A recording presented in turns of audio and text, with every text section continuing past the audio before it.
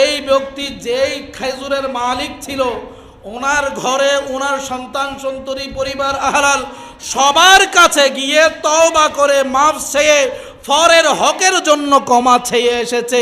সবাই ক্ষমা করে দিয়েছেন বিদায় আল্লাহ এই ব্যক্তিকে ক্ষমা করে দিয়েছেন। হযরতে ইব্রাহিম আদহাম রাদিয়াল্লাহু তাআলা আনহুর একটা ঘটনা সংক্ষেপে বলে দিচ্ছি, আমিও প্রায় শেষ, মুসলিম বিন আকিলের ঘটনাও শেষ। ইব্রাহিম ইবনে আদহাম রাদিয়াল্লাহু তাআলা একজন বিখ্যাত একজন আল্লাহর ওলি ছিলেন। উনি হজের জন্য মক্কায় গেলেন। মক্কায় যাওয়ার পর ইব্রাহিম ইবনে আদহাম রাদিয়াল্লাহু তাআলা যেহেতু হজের কার্যক্রম করার সময় পেটে খিদে আসে না, ওই কারণে উনি কিছু খেজুর কেনার জন্য একটা দোকানে গেলেন। ওই জায়গার মধ্যে খেজুর কিনে আসার সময় দেখতেছে এই খেজুর দোকানের বাহিরে রাস্তায় যে কোনো একটা জায়গায় একটা খেজুর রাস্তার মধ্যে দোকানের বাহিরে পড়ে আছে। ইব্রাহিম আদহাম রাদিয়াল্লাহু তাআলা আনহু চিন্তা করলেন হয়তোবা মাপার সময় আমার একটা খেজুর নিচে পড়ে গিয়েছে। উনি ওখান থেকে ওই খেজুরটা হাতে নিয়ে কোথায় গেলেন? হজের কাজে চলে গেলেন। এখন খেজুর খাওয়া দাওয়া শেষ, হজের কাজও শেষ। এখন ওনারা তো বুজুর্গ মানুষ, এরা তো হানায় কাবার চারপাশে এমনি ঘুরতে থাকে। সুবহানাল্লাহ বলেন না? কেউ তো সহজ আসতে চায় না। ইবাদত বন্দেগী করতেছে, দিনে রাতে করতেছে। একদিন রাতে হঠাৎ করে হেরম শরীফের পাশে শোয়া অবস্থায় অথবা বসস্ত অবস্থায় একটু ঘুমন্ত অবস্থায় দেখতেছে দুইজন মানুষ পাশে এসেছে। মুফাসসিরিনে কেরাম বলতেছেন এই দুইজন মানুষ হলো ফেরেশতা। সুবহানাল্লাহ বলেন।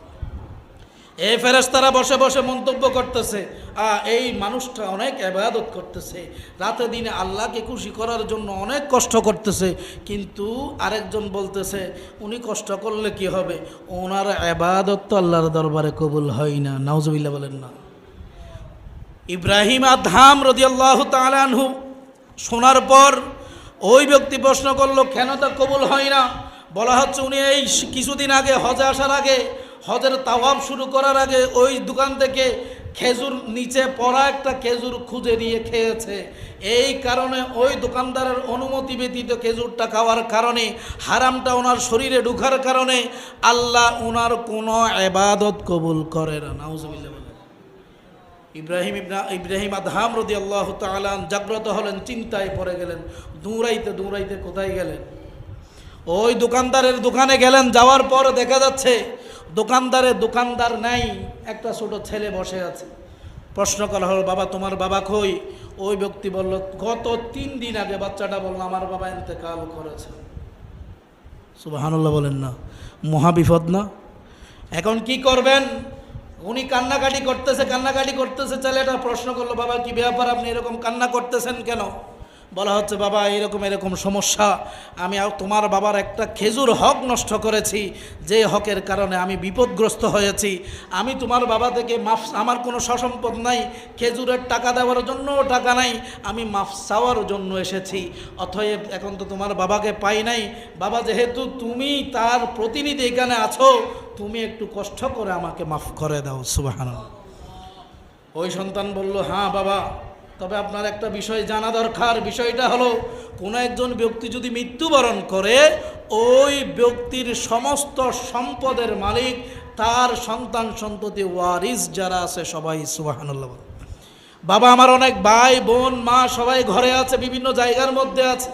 এখন একটা খেজুর আপনি খেয়েছেন, এই দোকান থেকে খেয়েছেন, আমার বাবা একজনের খেয়েছেন, কিন্তু এখন আমার বাবার অবর্তমানে এই খেজুরের মালিক আমি একজন নই, আমার ভাই বোন বাবা যারা আছে সব ঘরের সবাই মালিক।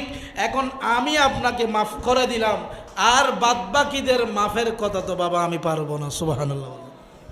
হযরত ইব্রাহিম আদহাম রাদিয়াল্লাহু তাআলা আনহু বলতেছেন বাবা তাহলে আমাকে তাদের ঠিকানা যেভাবে পায় তাদের ঠিকানাটা দাও।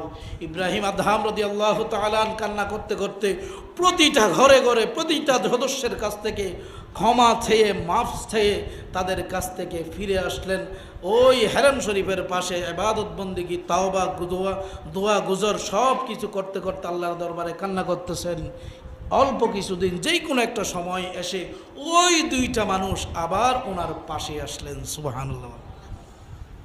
এই সময় এই 2টা মানুষ আবার মন্তব্য করতেছে এই মানুষটা অনেক কষ্ট করতেছে, অনেক কষ্ট করতেছে এই আল্লাহকে খুশি করার জন্য। মাশাআল্লাহ। আরেকজন বলতেছে হ্যাঁ, আল্লাহর দরবারে ওনার দোয়া, আমল, এলম সব কিছু কবুল হয়েছে। প্রশ্ন করলো কি ব্যাপার, কেমনে কবুল হয়েছে? তুমি গতকালকে বলেছো এরকম। ওই ব্যক্তি বলতেছে আমি বলেছি এইরকম, ঠিক আছে, কিন্তু এই ছিল ওনার ঘরে ওনার সন্তান সন্ততি পরিবার আহলাল সবার কাছে গিয়ে তওবা করে মাফ চেয়ে ফরের হকের জন্য ক্ষমা চেয়ে এসেছে, সবাই ক্ষমা করে দিয়েছেন বিদায় আল্লাহ এই ব্যক্তিকে ক্ষমা করে দিয়েছেন। কি খেয়েছে? একটা খেজুর রাস্তা থেকে খুঁজে, দোকানের নিচ থেকে খুঁজে, দোকানের বাইরে থেকে খুঁজে একটা খেজুর খাওয়ার কারণে, চুরি করা নয়, অনুমতি ব্যতীত উনি খেয়েছেন।